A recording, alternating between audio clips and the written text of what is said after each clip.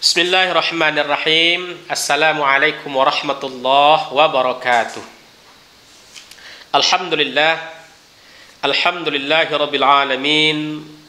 Wa bihi nasta'inu ala umuri dunya waddin. Ashhadu an la ilaha illallah wahdahu la syarika lah. Wa ashhadu anna Muhammadan abduhu wa rasuluhu la nabiyya ba'dah. Saudara-saudaraku, para pemirsa yang dirahmati Allah Subhanahu wa taala. Alhamdulillah kembali kita bisa untuk melanjutkan pertemuan kita dalam materi ilmu qawaid ini. Pada sesi sebelumnya ini kita membahas masalah i'rab 14 dan alhamdulillah sudah rampung kita bahas satu permasalahan, itu rafa. Sekedar untuk mengingatkan para pemirsa, para pendengar dirahmati Allah, rafa itu terbagi kepada 4. Yang pertama dhamma, alif, waw dan nun. Ad-dhammatu wal waw wal alifu wan nunu. 4. Itu pembagian daripada rafa. Dan itu alhamdulillah pada sesi sebelum ini sudah kita jelaskan. Sekarang kita masuk ke sesi ini, itu menjelaskan pembagian i'rab yang kedua, yaitu nasab.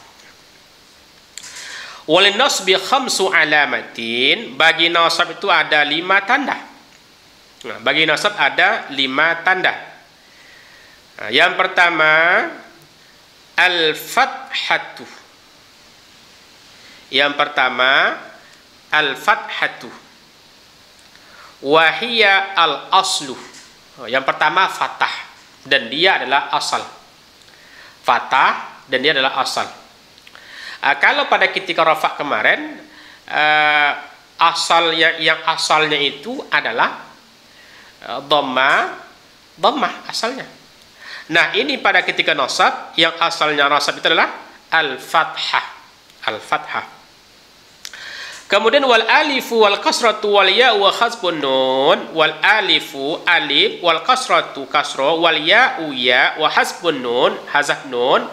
Wahia naibatun anil fathati. Dan dia adalah ganti daripada fathah. Ganti dia daripada fathah itu. Yang asli fathah, itu ganti dari fathah. Jadi nasab terbagi 5. Nasab terbagi 5. Yang pertama adalah fathah. Yang kedua adalah alif. Yang ketiga kasro. Yang keempat ya. Yang kelima hazaf nun. Hazaf nun. Itu pembagian daripada nasab. Jadi nasab terbagi 5. Ingat, nasab terbagi 5. Fathah, alif, kasroh, ya, hazaf, nun. 5.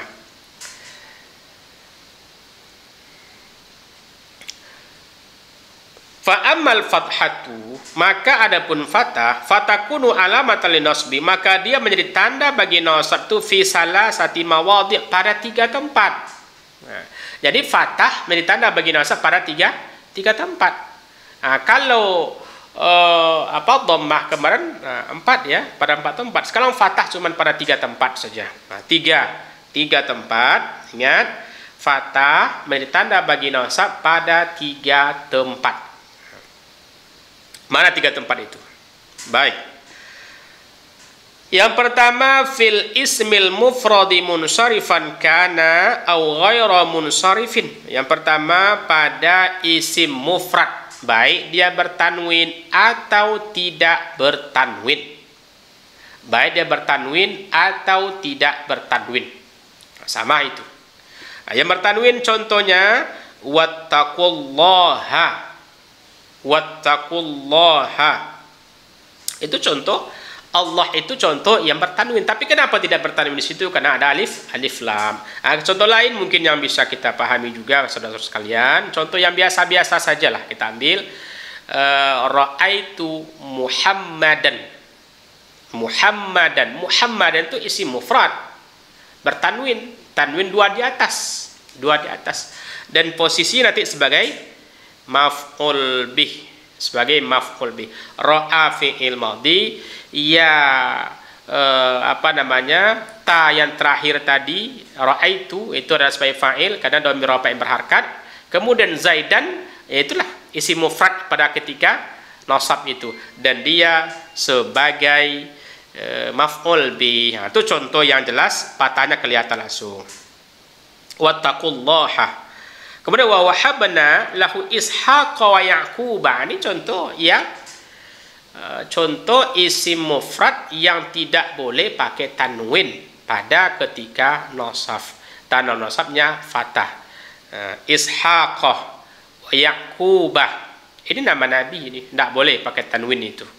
Itu contoh. Atau contoh lain kita buat Ibrahimah. Ra'aitu Ibrahimah. Nasartu Utsmanah. Itu contoh-contoh isim yang tidak boleh pakai tanwin. Isim mufrad yang tidak boleh pakai tanwin dan posisinya sama juga sebagai maf'ul bih. Kenapa tidak boleh pakai tanwin?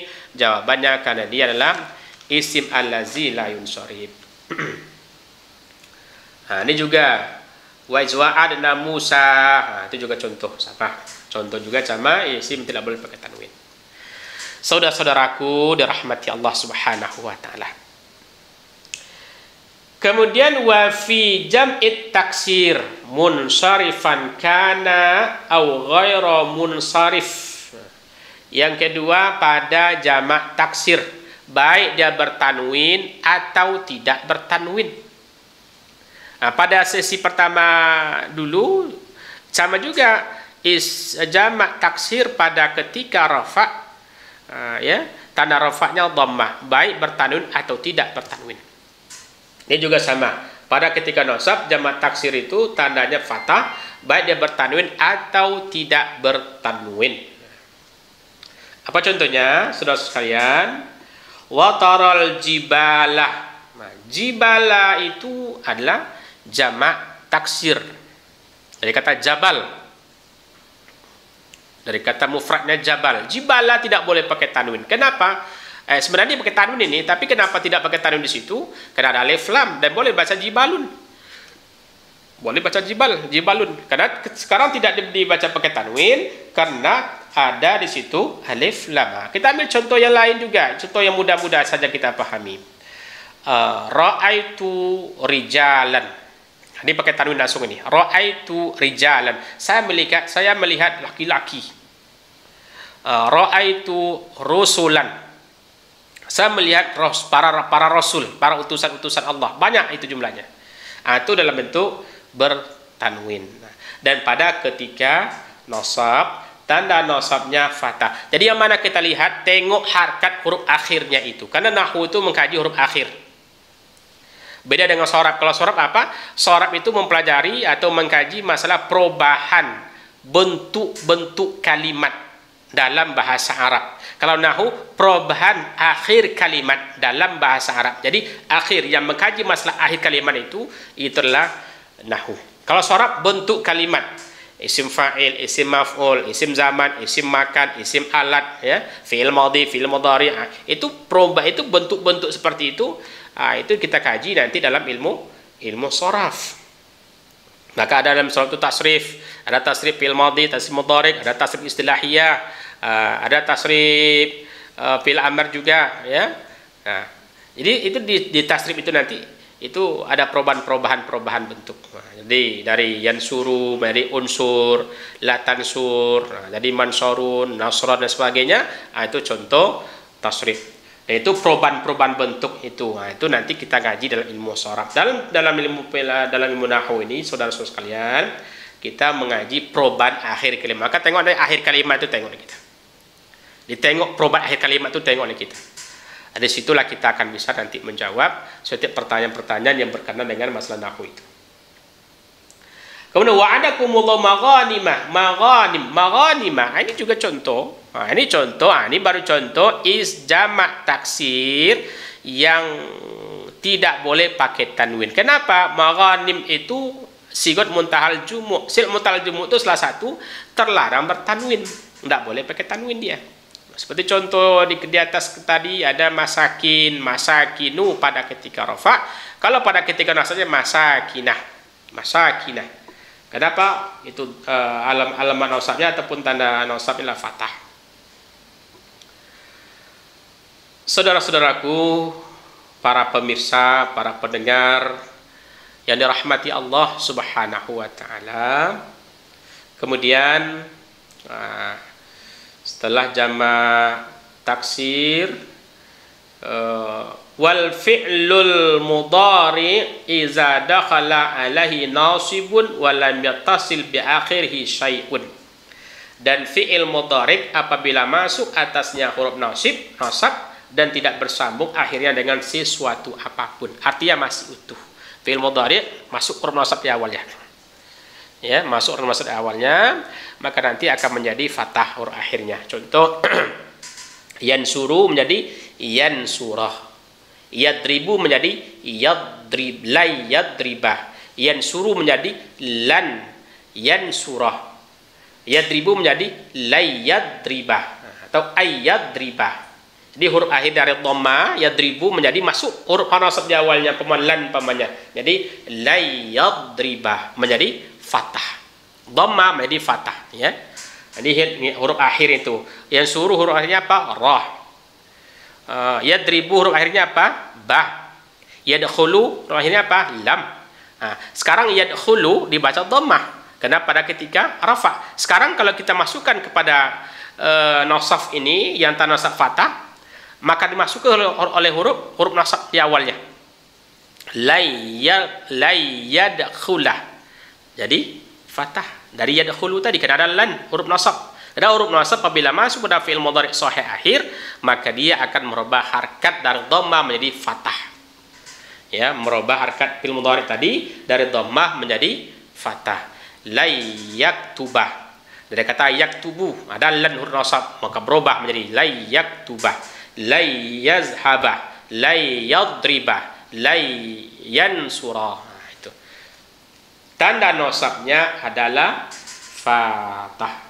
La yanalallahu luhumaha wala dima'uha.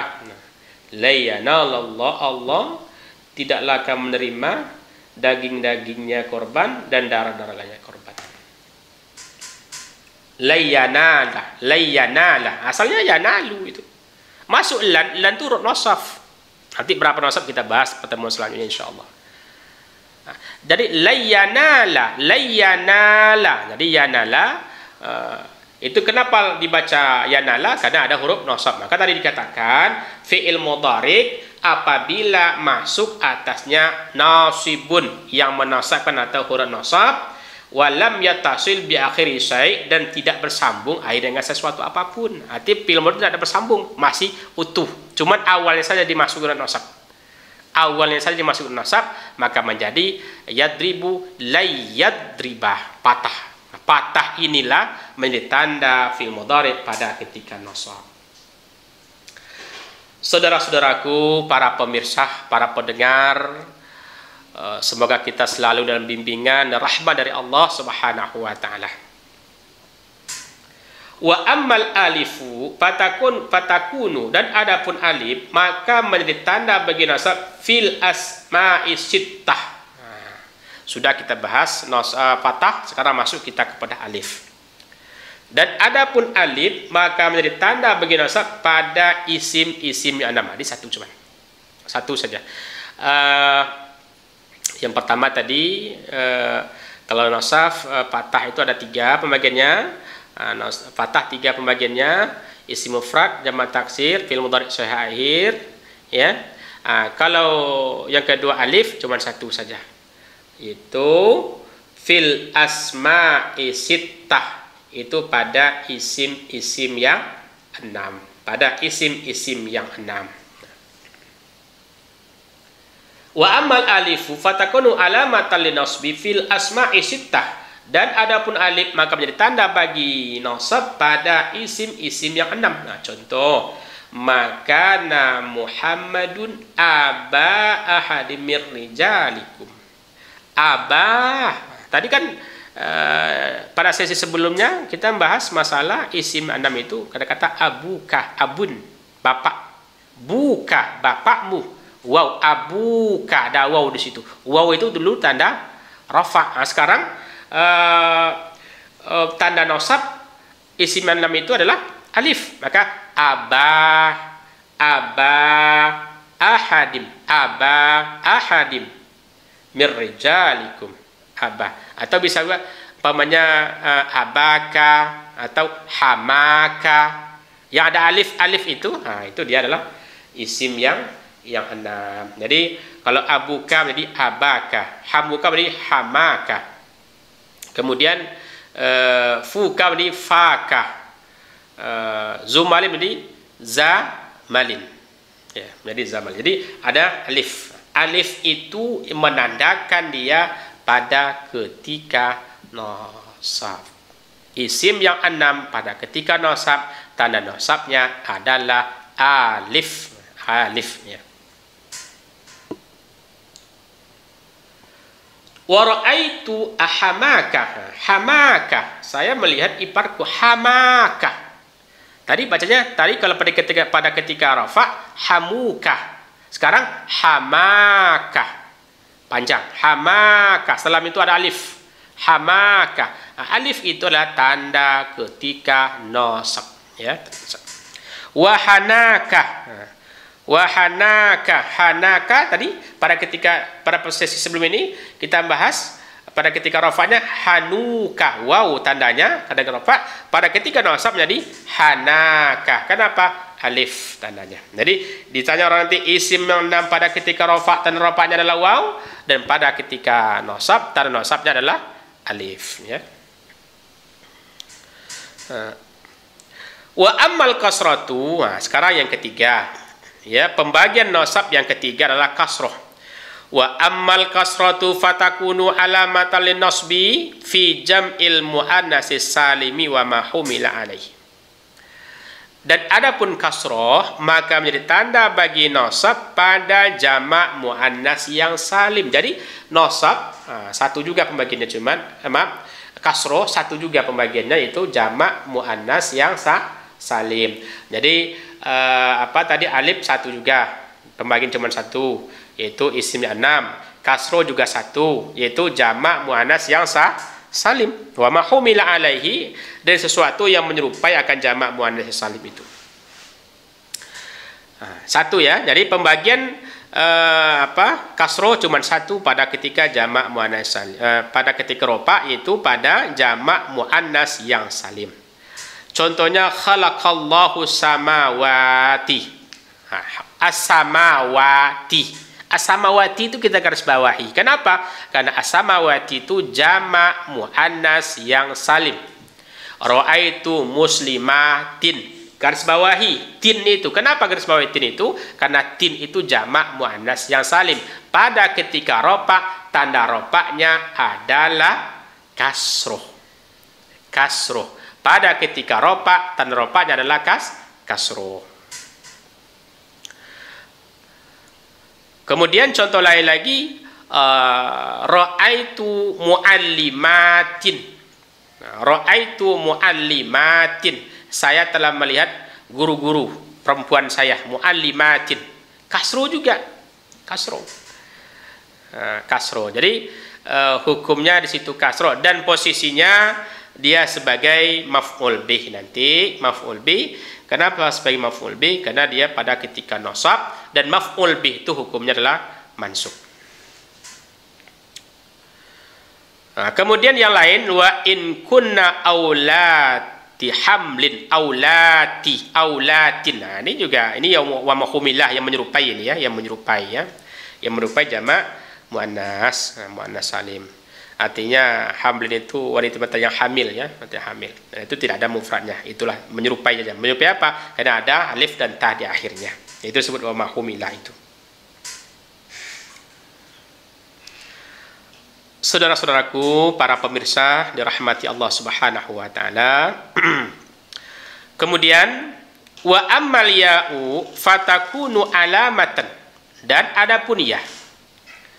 Dan adapun ya maka menjadi tanda bagi nasab itu fi maudhi'aini, pada dua tempat. Ya dua tempat. Ya itu pada dua tempat. Fi maudhi'aini, pada dua tempat. Yang pertama fil musanna, pada isim tasniyah, wa ma humila alaihi. Isim tasniyah itu apa? Isim yang menunjukkan dua. Isim menunjukkan dua, itu isim tasniah. Ya. Jadi satu mufrad, dua tasniah, lebih dari dua jamak. Itu. Isim yang menunjukkan dua. Setiap isim menunjukkan dua, itu isim tasniah. Nah, isim tasniah atau musanna pada ketika rafa, pada ketika nasab, tanda nasabnya adalah ya. Tanda nasabnya adalah ya. Al-ya'u. Ya. Ya itu tanda nasab pada isim tasniah. Contoh, Rabbana waja'alna muslimaini laka. Muslimaini. Ini muslimaini kita garis bawahi. Muslimaini adalah contoh isim tasniah. Isim tasniah pada ketika nasab, yaitu ada ya tanda di situ. Atau contoh lain yang mudah juga kita pahami, saudara-saudaraku, contoh lain, contoh yang lazim saja, umpamanya ra'aitu zaidaini. Ra'aitu zaidaini. Saya melihat dua orang si Zaid. Ra'aitu muallimaini. Saya melihat dua orang guru. Muallimaini itu jamak, itu isim tasniah dari kata muallimun. Jadi rumusnya mudah juga ini, rumusnya isim tasniah itu mudah. Buat isim mufradnya tambah ya dengan nun. Tambah ya dengan nun. Nanti tinggal ngatur harkat lagi nanti. Harkat sebelum ya dan harkat setelah ya. Gitu. Kemudian contoh lain lagi, nasartu atau nasarna, kami telah menolong Muhammadaini, dua orang Muhammad. Berarti ada dua orang Muhammad nama yang sama yang kita tolong. Muhammadaini. Itu isim tasniah dan posisinya sama juga nanti dia sebagai maf'ul bih pada ketika nasab. Jadi isim tasniah pada ketika nasab, tanda nasabnya adalah ya.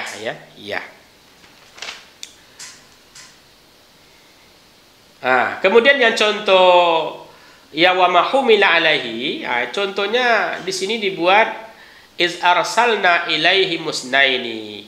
Ketika kami mengutus ke mereka itu dua orang. Isnaini itu artinya dua. Dua itu maksudnya adalah tidak ada mufradnya. Ini wa mahumila, menyerupai karena ada ya dan nun di akhirnya itu. Ini merupai. Hanya menyerupai saja bentuk isim tasniah, tapi dia tidak tasniah yang hakiki karena tidak ada mufradnya. Karena tasniah seperti itu ada mufrad, isim mufradnya ada, kemudian tambah ya dengan nun. Seperti Muhammadun menjadi Muhammadaini, Zaidun menjadi Zaidaini, muslimun menjadi muslimaini, muallimun menjadi muallimaini, mudarrisun menjadi mudarrisaini. Itu karena ada mufradnya. Seperti isnaini atau isnataini, itu contoh yang wa mahumila atau menyerupai saja dan dia tidak ada mufradnya. Itu yang harus dipahami para saudara sekalian. Yang kedua, pembagian ya yang kedua adalah wa fi jam'il muzakkaris salim, wa fi jam'il muzakkaris salimi wa mahumila alaihi. Yang pembagian kedua adalah pada jamak muzakkar yang salim, wa mahumila alaihi, dan sesuatu yang menyerupai akan jamak muzakkar yang salim itu. Jadi tandanya iya juga tandanya. Tapi apa bedanya? Ini harus tahu kita apa bedanya. Apa bedanya jamak muzakkar dengan isim tasniah? Karena sama-sama iya juga. Ini harus tahu kita bedanya ini. Apa bedanya? Bedanya adalah muslimun, kalau jamak muzakkar salimnya menjadi musliminah. Kalau isim tasniah menjadi muslimaini. Berarti bedanya apa? Harkat sebelum ya. Kalau jamak muzakkar salim, harkat sebelum ya-nya itu adalah kasroh, setelahnya patah. Kalau isim tasniah, harkat sebelum ya-nya adalah fathah dan setelah ya-nya adalah kasroh. Maka muslimaini itu isim tasniah, muslimina itu jamak muzakkar salim. Nah, itu contoh, itu perbedaan antara jamak muzakkar salim dengan isim tasniah pada ketika nasab. Nanti jar juga sama, pada ketika khafat juga sama, nanti seperti itu. Jadi ra'aitu muslimina, ra'aitu muallimina, ra'aitu mudarrisina. Jadi rumusnya sama, cuman harkat tadi yang akan membedakan nanti. Kalau pada ketika isim tasniyahnya sebelum ya itu berharkat fathah, setelah ya berharkat kasroh. Kalau jamak muzakkar salim sebelum ya berharkat kasroh, setelah ya berharkat fathah. Itu beda, membedakan. Dalam membaca kitab nanti gimana? Menengok permintaan kalimat sebelumnya. Apa permintaan kalimat sebelumnya itu? Dia membedakan nanti ini tasniyah, ini jamak. Kita lihat siyakul kalam. Permintaan kalimat sebelumnya itu apa? Kalau permintaannya untuk tasniyah, baca muslimah ini. Kalau permintaan untuk jamak, baca musliminah. Jadi di sinilah kita akan meneliti mutalaah kitab-kitab turas itu supaya kita memahami makna yang kita dapatkan dengan kita menengok permintaan-permintaan daripada isi pembacaan yang kita baca itu, jemaah sekalian. Kemudian hazaf nun, terakhir ini. Wa amma hazfun nun, dan adapun hazaf nun, maka menjadi tanda bagi nasab itu pada fi'il yang allati raf'uha bisubutin nuni, itu pada ketika rafa'nya tetap nun. Dia pada ketika rafa' tetap nun. Kalau sekarang hazaf nun, dibuang nunnya, itu pada fi'il yang 5. Jadi pada fi'il 5. Jadi hazaf nun. Jadi contoh wa antasumu khairul lakum, wa antasumu khairul lakum, itu tasumu itu asal katanya apa? Tasumuna. Tapi kena masuk an itu ambil nasab, turun nasab menjadi tasumu, nunnya dihilangkan, dihazab namanya, atau dibuang nunnya. Atau contoh lain yang contoh biasa, contoh lain itu seperti yadribuna atau tadribuna atau yadribani, ada nunnya, masuk an, berarti an tadribu, an tansuru, nunnya dihilangkan, hazab nun. Hazab itu artinya apa? Membuang nun. Yaf'alani, berarti an yaf'ala. Taf'alani, berarti an taf'ala. An taf'ala, nunnya dihazabkan atau dibuangkan. Jadi karena pada ketika nasab, tanda nasabnya adalah hazaf nun atau nunnya dibuangkan.